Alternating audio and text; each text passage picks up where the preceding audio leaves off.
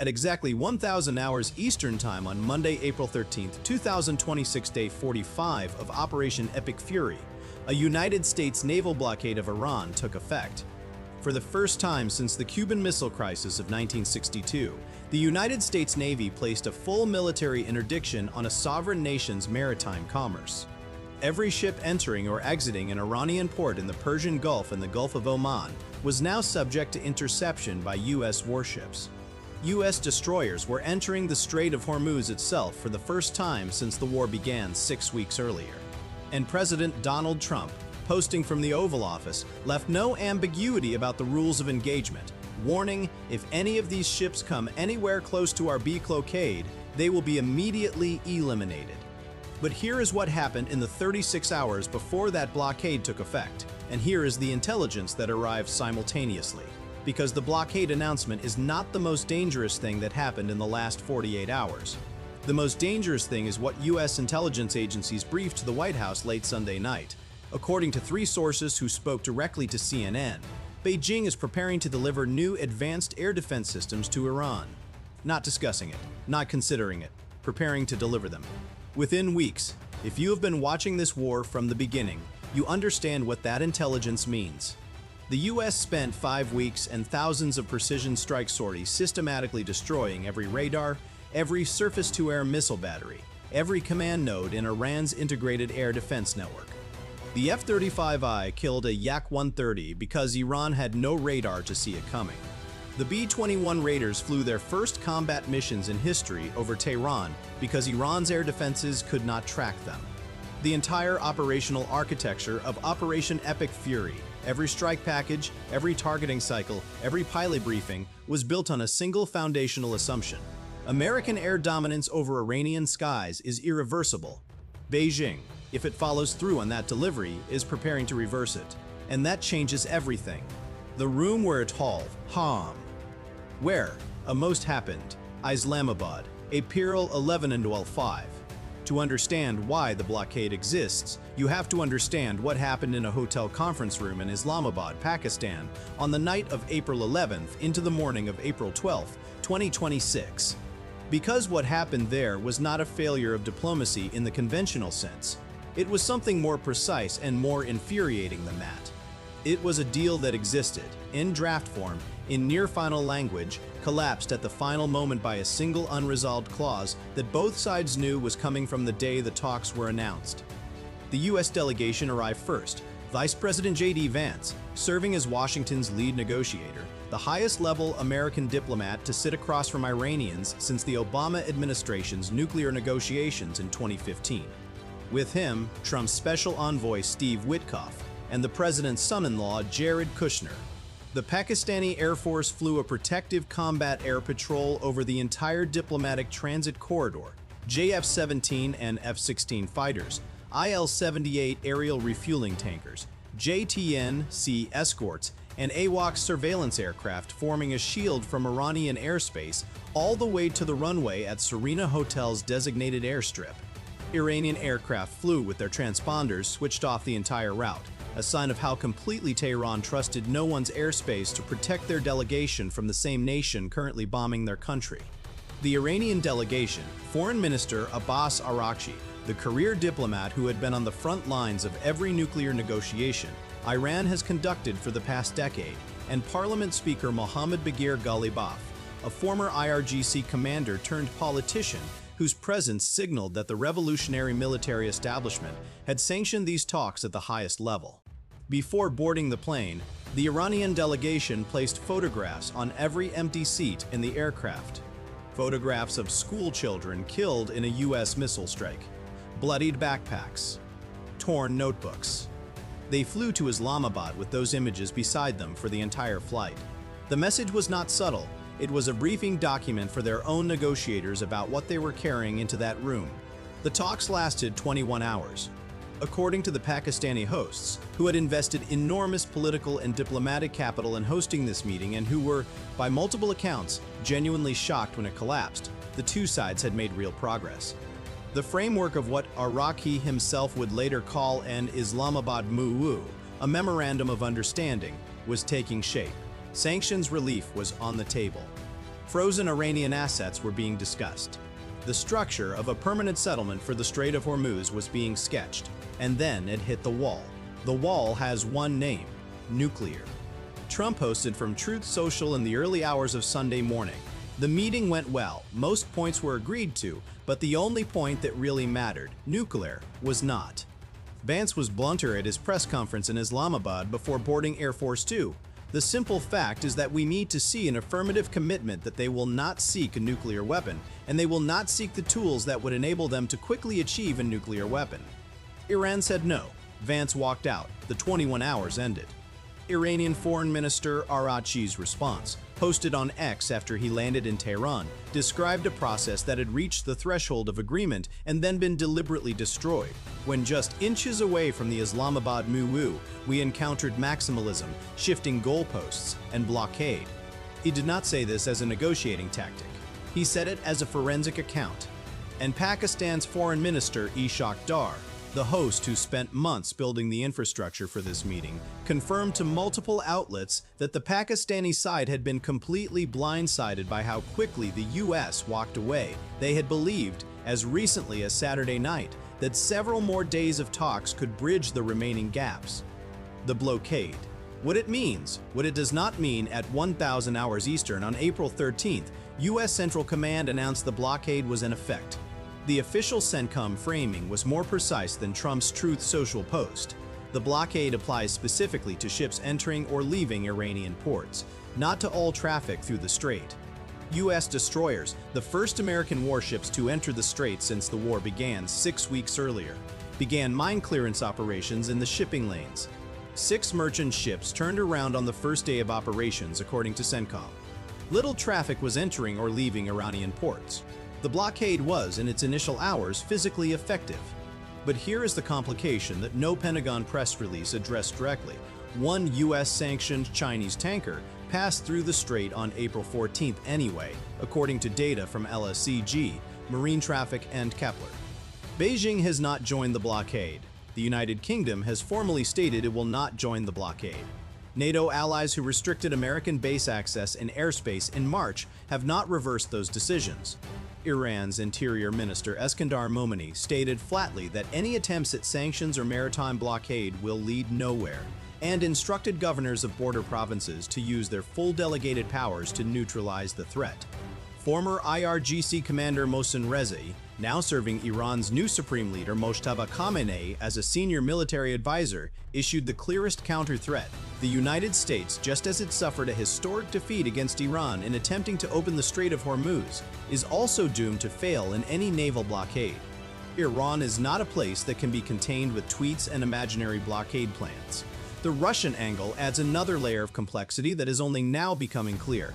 Russian Foreign Minister Sergei Lavrov told his Iranian counterpart Araghchi directly, in a phone call confirmed by Russia's foreign ministry, that the conflict has no military solution and expressed Russia's unwavering readiness to assist in solving the crisis.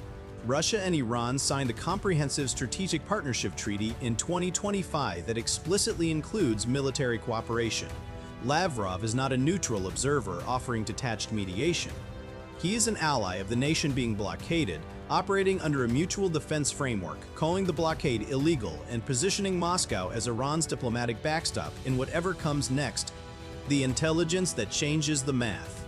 Shinia's decision: 3 U.S. intelligence sources. 3 separate conversations. 1 conclusion: Beijing is preparing to deliver new advanced air defense systems to Iran within the coming weeks. The Chinese embassy in Washington offered a denial so formulaic it revealed nothing. China has never provided weapons to any party to the conflict. Not China will not provide weapons. Not China is not considering providing weapons. The past tense framing of a denial about a future action is a precise diplomatic evasion, and every intelligence analyst reading that statement knows exactly what it means. To understand what Chinese air defense systems delivered to Iran would do to the operational environment, you need to go back to what Operation Epic Fury achieved in 5 weeks and what it cost. The US and Israeli strike packages destroyed Iran's entire integrated air defense network: the S-300s, the Bavar 373, the radar installations, the command nodes, in the opening days of the campaign. That destruction is what enabled 40 consecutive days of precision strike missions. It is what allowed B-21 Raiders to operate in Iranian airspace. It is what allowed F-35Is to kill enemy aircraft in air-to-air combat. It is what allowed strike packages to hit hardened underground facilities at Natanz and Isfahan. Every tactical success of this war flowed directly from the destruction of that air defense network in the opening 72 hours.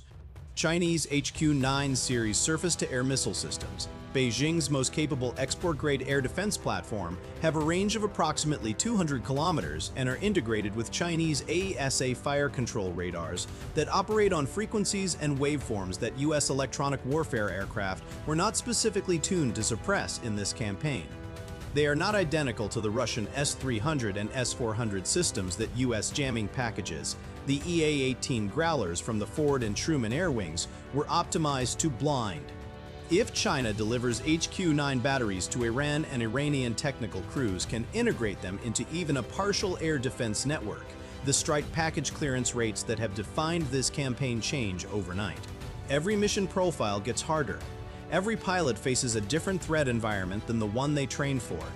And the F-35I's stealth advantage, decisive against legacy Soviet-era fire control radars, faces a system it has never been validated against in combat. The IMF published its latest World Economic Outlook projections on April 14th. Mean A growth for 2026, 1.1%. Iran, minus 6.1%. Qatar, minus 8.6%. Iraq, minus 6.8%. The entire global fertilizer supply chain is under stress. The UN Food and Agriculture Agency warned that disruptions to Strait of Hormuz fertilizer shipments, representing 30% of all globally traded urea, could trigger food price cascades across the Northern Hemisphere through the 2026 growing season. Oil prices hit $100 a barrel again the moment the blockade was announced. U.S. gasoline prices crossed $4 a gallon for the first time in years weeks ago and have not come back down.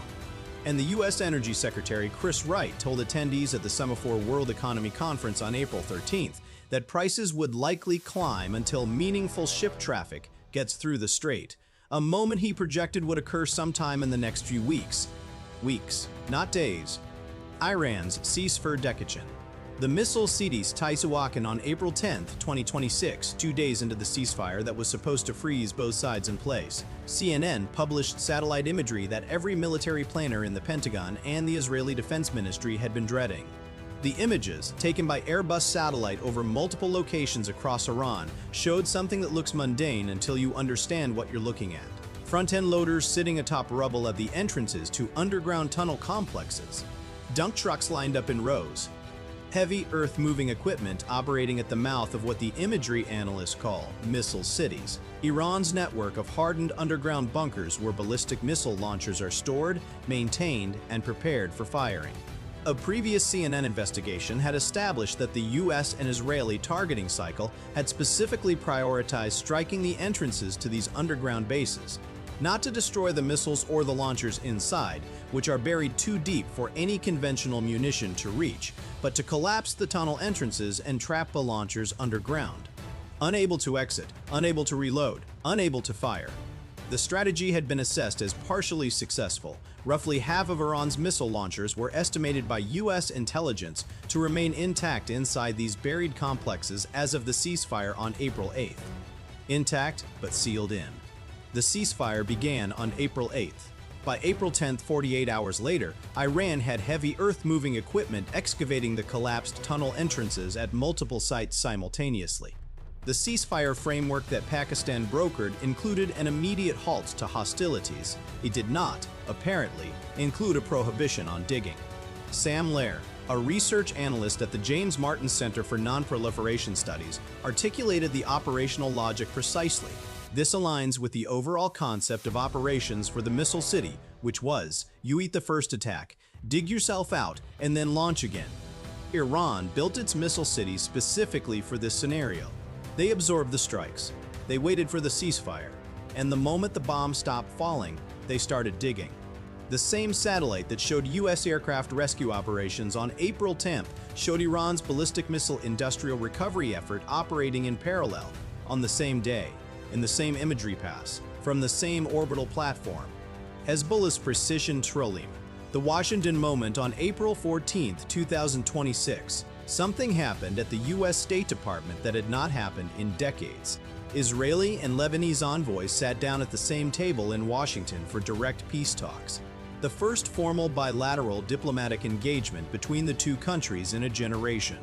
Lebanese President Joseph Aoun expressed hope that the meeting would mark the beginning of the end of the suffering of the Lebanese people. Lebanon's ambassador to the U.S., Nada Hamadeh Mouad, called for a ceasefire and the return of displaced persons. U.S. Secretary of State Marco Rubio, Ambassador to the UN Mike Waltz, and Israeli Ambassador Yechiel Leiter were all present. The scene, diplomats in suits, formal place-setting State Department protocol, was a moment of genuine institutional possibility in a conflict that had killed more than 2,000 people in Lebanon and displaced over 1 million, representing 1/6 of the entire Lebanese population. At 6:15 p.m. local time in Beirut, the precise moment the Washington talks were being photographed and broadcast, Hezbollah Secretary General Naim Qassem activated a simultaneous rocket salvo from 13 separate launch positions across southern Lebanon. Rockets struck Kiryat Shmona, Metula, and 11 other towns in northern Israel at the exact same moment that Lebanon's ambassador was sitting at the State Department discussing peace. Hezbollah had already publicly rejected the talks as futile and called on Lebanon's president to help defend the country against Israeli aggression. The timing of the rocket salvo was not coincidental. It was a statement. It said the Lebanese government does not speak for Hezbollah, and Hezbollah does not cease fire because diplomats in Washington decide to hold meetings. Every Israeli military planner reading the Hezbollah statement understands what this means for any framework that assumes a Lebanon deal can be separated from a broader Iran deal. They are not separable. They never were. The Sefer clock, Pirol 21 ST. The 2-week ceasefire brokered by Pakistan began on April 8th. It expires on April 21st, 6 days from now. The blockade is in effect. The Islamabad talks have collapsed. Arachi is seeking European diplomatic channels in Berlin, Paris, and London. Trump told the New York Post on April 14th that further talks in Islamabad could be happening over the next 2 days, then called back 30 minutes later to say something could be happening and were more inclined to go there. BP Vance, back in the United States, told Fox News that a second round of negotiations is possible if Iran is ready to meet U.S. demands, and that he still believes the Iranians wanted to make a deal. Pakistan has formally proposed hosting a second round before April 21st. Turkey is stepping in as an additional intermediary, but here is what the ceasefire clock is ticking against. Iran's IRGC has been clearing debris from its Missile City tunnel entrances for 7 days. U.S. intelligence assesses that roughly half of Iran's missile launchers are intact inside those tunnels. If Iran completes the excavation of those tunnel entrances before a permanent deal is reached and the ceasefire collapses, the ballistic missile threat that the entire 6-week campaign was designed to neutralize regenerates. Not at full capacity, but at a fraction of its pre-war capability that is still enough to threaten Israeli cities, U.S. bases in the Gulf, and energy infrastructure across the Arabian Peninsula. And China is, according to U.S. intelligence, preparing to deliver air defense systems that would allow Iran to protect those regenerated missile launchers from the strike packages that would be sent to destroy them again. The combination, reconstituted launchers plus new air defense coverage, is not the Iran that existed on February 27, 2026. It is a different Iran. A more limited Iran, stripped of its navy, its nuclear infrastructure, its supreme leader, and most of its military command. But an Iran that, in a worst-case scenario, retains the ability to hold the Strait of Hormuz under threat, fire ballistic missiles at regional targets, and do so from behind a Chinese-supplied air defense umbrella that the U.S. has not trained specifically to penetrate. The e-game mean nobody is discussing here is the strategic reality that no administration official will state in a press conference, but that every serious analyst tracking this conflict is now quietly documenting. The United States has achieved its stated military objectives in Operation Epic Fury. Iran's nuclear weapons program has been set back by a decade. Its ballistic missile industrial base has been functionally destroyed. Its navy has been sunk. Its supreme leader and most of its senior military and intelligence leadership have been killed. Its air defense network has been annihilated. These are not small achievements. They are historically unprecedented in the speed and precision of their execution. But the Strait of Hormuz is not open. It has been 46 days since the war began. The world's most important maritime choke point, through which 20% of all globally traded oil normally flows, remains under Iranian control, contested at the margins by a U.S. blockade that China is violating with impunity, that the U.K. refuses to join, and that Iran's remaining naval assets continue to probe for weaknesses. The blockade is a pressure instrument. It is not a solution. The solution to the strait requires either a deal that Arachi says was inches away when Vance walked out of Islamabad, or a military operation that CENTCOM has consistently assessed as carrying an unacceptable risk of losses given the remaining shore-based defensive infrastructure on Iran's Hormuz Island chain. And now China has made a choice, not publicly, not in language that any diplomat will have to defend before a UN Security Council. But in the movement of air defense systems toward Iranian airspace, Beijing has announced which side of the line it is standing on. Russia has announced it. China has announced it. The question that will define the next 6 days, before the ceasefire expires on April 21st and the military option returns to the table, is whether the United States, watching Iran dig out its missile cities and watching Beijing load flatbed trucks with HQ-9 launchers, can find terms that end this war before the conditions for fighting it change. Closing. Here is what happened in the last 48 hours that will be in the history books. The United States imposed its first naval blockade since the Cuban Missile Crisis. The most significant bilateral diplomatic meeting between the US and Iran since 2015 collapsed at the nuclear clause after 21 hours. Iran's parliament speaker photographed gas prices near the White House and told Americans to enjoy the current price because it's about to get worse. China's intelligence footprint in the Iranian theater shifted from observation to preparation. Satellite cameras caught Iran digging its missile cities back open during a ceasefire that was supposed to pause the conflict, not enable a military reconstitution. Hezbollah fired rockets at 13 Israeli towns at the exact moment Lebanon's ambassador was speaking in Washington about peace, and Trump, from the Oval Office, hinted that another round of talks could be happening over the next 2 days.